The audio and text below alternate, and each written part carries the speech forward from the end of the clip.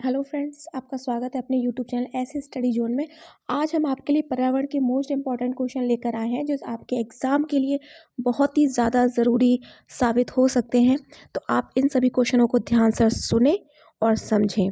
ठीक है, तो हमारा जो पहला क्वेश्चन है वो है, इनमें से कौन सा बंदरगाह पूर्वी तट का सबसे गहरा भूमिवर्ती चारों ओर से जो घिरा होता है वो पूर्व से सुरक्षित बंदरगाह है? तो कौन सा बंदरगाह है? वो है विशाखापट्टनम। तो जो विशाखापट्टनम है वो पूर्ण तरह से सुरक्षित है, जो सुरक्षित है। और ये कहाँ पर है? ये है आंध्र प्रदेश में। ठीक है, नेक्स्ट क्वेश्चन देखते हैं, इनमें से कौन सा गैस ग्रीन हाउस गैस प्रभाव के लिए सबसे ज़्यादा उत्तरदायी होती है? तो उन पर कौन सी गैस है जो ग्रीन हाउस गैस को प्रभावित करती है? तो इसका राइट आंसर होगा कार्बन डाइऑक्साइड, CO2 होती है। इसके कारण बहुत ज़्यादा जो होते हैं वो वायुमंडल में समय तक बने रहते हैं, तो ये इसीलिए ये ग्रीन हाउस गैस को प्रभावित करती है।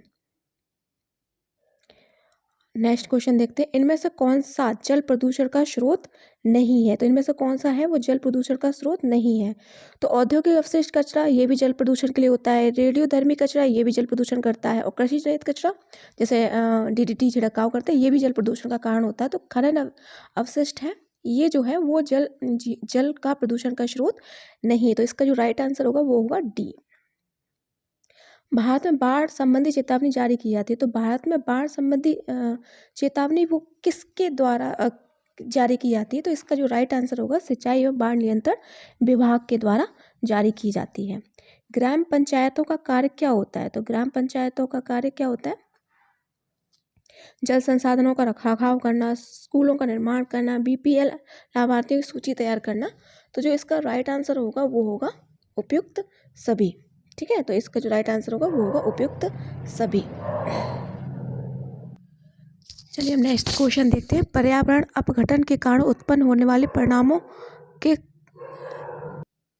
तो जो इसका राइट आंसर होगा वो होगा बाढ़ एवं सूखा। बाढ़ एवं सूखा जो परिणामी खतरे होते हैं वो बाढ़ और सूखा। तो पर्यावरण अपघटन के कारण जो उत्पन्न होता है वो होने वाले जो परिणाम होते हैं वो होते हैं बाढ़ और सूखा। निम्नलिखित में से कौन सा राज्य इंदिरा गांधी नहर परियोजना से लाभान्वित है?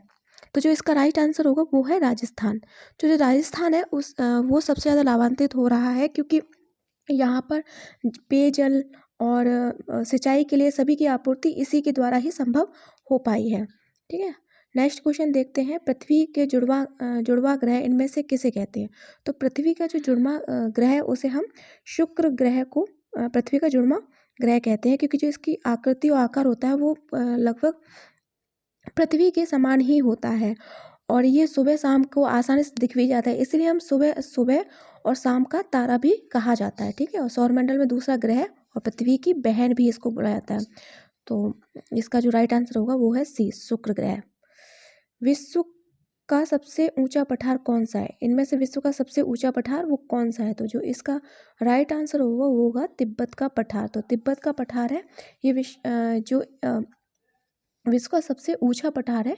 ये पठार है जो मध्य एशिया में स्थित है और ये दक्षिणी हिमालय के पर्वत श्रृंखला को लेकर उत्तर तक इसका मरुस्थल तक विस्तृत है। ठीक है, जो इसका विस्तार है वो तकला मकान मरुस्थल तक विस्तार इसका फैला हुआ है।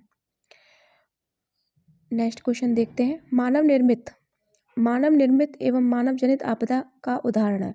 मानव निर्मित और मानव जनित आपदा का क्या उदाहरण है? ठीक है, तो जो इसका राइट आंसर होगा वो है रासायनिक। तो रासायनिक ऐसी आपदा है जो मानव द्वारा ही निर्मित की जाती है, जैसे कि भोपाल गैस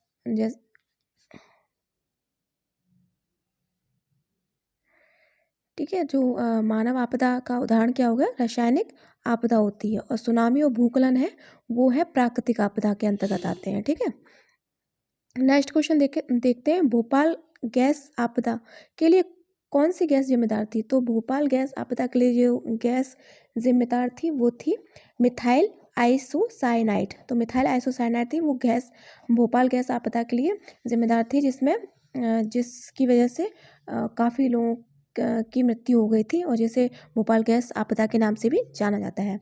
कौन सी गैस ग्रीन हाउस इफेक्ट से संबंधित है? तो कौन सी गैस है जो ग्रीन हाउस इफेक्ट से संबंधित है, पर्यावरण को नुकसान पहुंचाने वाली गैस के नाम से भी जानते हैं। ठीक है, तो इसका जो राइट आंसर है वो होगा नाइट्रोजन। ठीक है, इसका जो राइट आंसर होगा वो है नाइट्रोजन। समुद्री प्रदूषण के कारण नष्ट हो रहे हैं, समुद्री प्रदूषण के कारण नष्ट हो रहे हैं। तो समुद्री प्रदूषण का कारण नष्ट हो रहा है, तो समुद्री जो प्रदूषण है उसकी वजह से कौन सा क्या कारण है, क्या नष्ट हो रहा है? तो वो मैक्रो वन होते हैं। इसका जो राइट आंसर होगा वो होगा डी। ठीक है, जो इसका राइट आंसर होगा वो है डी। जो समुद्र प्रदूषण के कारण ये जो मैक्रो वन होते हैं वो नष्ट होते चले आ रहे हैं, क्योंकि मैक्रो वन समुद्री तट के जो खारा पानी होता है ना उनमें होते हैं और इन्हें ज्वारी वन भी कहते हैं। ठीक है, और जल प्रदूषण के प्रभाव इन पर भी जल प्रदूषण का जो प्रभाव है वो इन पर पड़ रहा है, जिसकी वजह से ये नष्ट होते चले जा रहे हैं। हमारा नेक्स्ट क्वेश्चन है, जल प्रदूषण अथवा जल जनित रोगों का एक उदाहरण है। ठीक है, तो जल प्रदूषण जन जनित रोगों का एक उदाहरण इनमें से कौन सा है? तो वो है अतिसार। तो अतिसार जो होता है वो जल प्रदूषण के कारण से होता है, जिसके इसे हम दूसरा नाम डायरिया के नाम से भी जानते हैं। तो इसका जो राइट आंसर होगा वो होगा सी। तो नेक्स्ट क्वेश्चन देखते हैं, पर्यावरण जागरूकता को बढ़ावा देने के उद्देश्य से निम्नलिखित में से कौन सी प्रतियोगिता का आयोजन किया जाता है? तो इसका जो राइट आंसर होगा वो होगा ग्रीन ओलंपियाड। तो ग्रीन ओलंपियाड है वो पर्यावरण जागरूकता को बढ़ावा देने के लिए किया गया था। ठीक है, the energy and resources institute के द्वारा किया गया था। दूसरा नेक्स्ट क्वेश्चन देखते हैं, निम्नलिखित में से कौन से दिवस को पर्यावरण दिवस को रूप में माना जाता है? तो जो पर्यावरण दिवस के रूप में माना जाता है वो इसकी जो राइट आंसर होगा वो होगा 5 जून। तो 5 जून को विश्व पर्यावरण दिवस के रूप में मनाया जाता है। ठीक है, और जो इसमें पर्यावरणीय मुद्दों को प्रथम वैश्विक सम्मेलन स्कॉटलैंड में आयोजित किया गया था। ठीक है, स्कॉटलैंड में इसको आयोजित किया गया, तो ये 5 जून को मनाया जाता है। तो इसका राइट आंसर होगा बी, 5 जून। स्कूलों में पर्यावरण के प्रति जागरूकता लाने हेतु छात्रों को मानसिकता में बदलाव लाने में कौन सी रणनीति कारक सिद्ध हुई है? तो इसमें कौन सी रणनीति कारक सिद्ध हुई है? तो जो इसका राइट आंसर होगा वो होगा बी, पाठ्यक्रम में बदलाव तथा गैर शैक्षिक रचनात्मक क्रियाकलापों को शामिल करने के लिए। तो गैर शैक्षिक रचनात्मक क्रियाकलापों को शामिल करने के लिए जो रणनीति कारक सिद्ध हुई है वो हुई है बी, पाठ्यक्रम में बदलाव लाने के लिए। ठीक है, नेक्स्ट क्वेश्चन देखते हैं, भारतीय संविधान द्वारा उपलब्ध किए गए मूलभूत अधिकारों का मुख्य उद्देश्य क्या था? तो भारतीय संविधान द्वारा मूलभूत अधिकारों का मुख्य रूप से उद्देश्य क्या था? तो नागरिकों के व्यक्तित्व का सर्वांगीण विकास करना, जो इनका मुख्य उद्देश्य था वो नागरिक का जो संपूर्ण रूप से विकास हो सके। ठीक है, तो ये जो अनुच्छेद 12 और अनुच्छेद 32 तक मूल अधिकारों का वर्णन किया गया है। सामाजिक विज्ञान में कौन सा आयाम शामिल नहीं है? तो कौन सा आयाम मतलब कौन सा विषय शामिल नहीं है? तो इसका जो राइट आंसर होगा व्यावसायिक जो शिक्षा है वो शामिल नहीं है सामाजिक विज्ञान में। अंकों के आधार पर किस पाठ्यक्रम विषय वस्तु की परीक्षा नहीं की जा सकती? तो अंकों के आधार पर किस पाठ्यक्रम पर विषय वस्तु की परीक्षा नहीं की जाती? तो इसका राइट आंसर होगा उपयुक्त सही। तो स्वास्थ्य योगा संगीत जो परीक्षा नहीं की जा सकती है तो वो उपयुक्त सभी है। इन सबकी जो परीक्षा है वो पाठ्यक्रम में परीक्षा नहीं की जा सकती, इनकी परीक्षाएं नहीं होती है। ठीक है, इनमें से कौन सा एक पर्यावरण समस्या नहीं है? इनमें से कौन एक पर्यावरण समस्या नहीं है? जल का विनाश, जल का संरक्षण, वनों की कटाई और भूमि का अपरदन। तो इसका जो राइट आंसर होगा वो होगा जल का संरक्षण। तो ये पर्यावरण समस्या नहीं है, वो है जल का संरक्षण। इसका राइट आंसर होगा बी।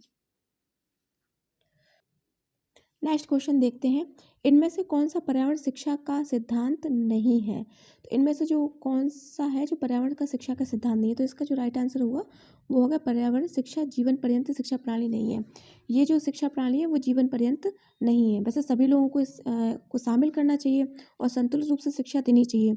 सभी को संपूर्ण से संतुलित रूप से एक जैसी शिक्षा देनी चाहिए ताकि लोग पर्यावरण के प्रति जागरूक हों। तो इसमें जो इसका जो राइट आंसर होगा पर्यावरण शिक्षा जीवन पर्यंत शिक्षा प्रणाली नहीं है। नीली क्रांति का संबंध किससे है? नील क्रांति का जो संबंध है वो किससे है? तो वो है मत्स्य उत्पादन से। और दूध का उत्पादन की दूध की क्रांति तो आप जानते हैं श्वेत क्रांति को कहते हैं। ठीक है, तो ये जो इसका जो राइट आंसर होगा मत्स्य उत्पादन से है। इनमें से कौन सा मानव पर्यावरण का एक घटक नहीं है? इनमें से कौन सा मानव पर्यावरण का एक घटक नहीं है? तो जो इसका राइट आंसर होगा वो होगा धर्म। जो धर्म है वो मानव पर्यावरण का एक घटक नहीं है। तो भूमि, समुदाय, परिवार ये सब मानव पर्यावरण का घटक है, लेकिन जो धर्म है वो मानव पर्यावरण का एक घटक नहीं है। पिघले हुए मैग्मा से निर्मित चट्टान है। तो पिघले हुए मैग्मा से निर्मित कौन सी चट्टान होती है? तो वो होती है आग्नेय की चट्टान। जो आग्नेय की चट्टान होती है वो पैग्मा से निर्मित होती है। पृथ्वी के अंदर जो उत्पन्न जो हलचल के फलस्वरूप पृथ्वी के अंदर उपस्थित लावा होता है वो बाहर आने को ज्वालामुखी संज्ञा, बाहर आने लगता है, जिसे हम ज्वालामुखी कहते हैं। तो इस लावे को पैग्मा भी कहा जाता है। ठीक है, इनमें से कौन सी गैस हमें सूरज के आघात जो किरणें होती हैं, जो सूरज की आघात किरणें होती हैं जिससे हम पे बुरा असर पड़ता है, जिन्हें हम पराबैंगनी किरणें भी कहते हैं, रक्षा करती हैं। तो इनमें से कौन सी गैस है जो हमें सूरज की आघात किरणों से रक्षा करती हैं? तो जो इसका राइट आंसर होगा वो है सी, ओजोन जो गैस होती है वो पराबैंगनी किरणों को रोकती है। जल वाष्प वायुमंडल में अवक्षेपित होकर द्रव के रूप में पृथ्वी पर गिरती है, उसे कहते हैं। तो अवक्षेपित होकर जो द्रव के रूप में गिरती है उन्हें हम क्या कहते हैं? तो इसका जो राइट आंसर होगा वो, तो इसका राइट आंसर होगा वर्षा की जो बूंदें होती हैं वो होती हैं, पहले तो ये वायुमंडल में भाप के रूप में जाती है और फिर वो वर्षा के रूप में नीचे आती है। तो इसका राइट आंसर होगा बी। कटीली झाड़ियाँ पाई जाती हैं। तो कटीली झाड़ियाँ पाई जाती हैं, तो इसका जो राइट आंसर होगा गर्म एवं सूक्ष्म मरुस्थलीय जलवायु में। तो जो कटीली झाड़ियाँ होती है वो गर्म और सूक्ष्म मरुस्थलीय जलवायु में पाई जाती है।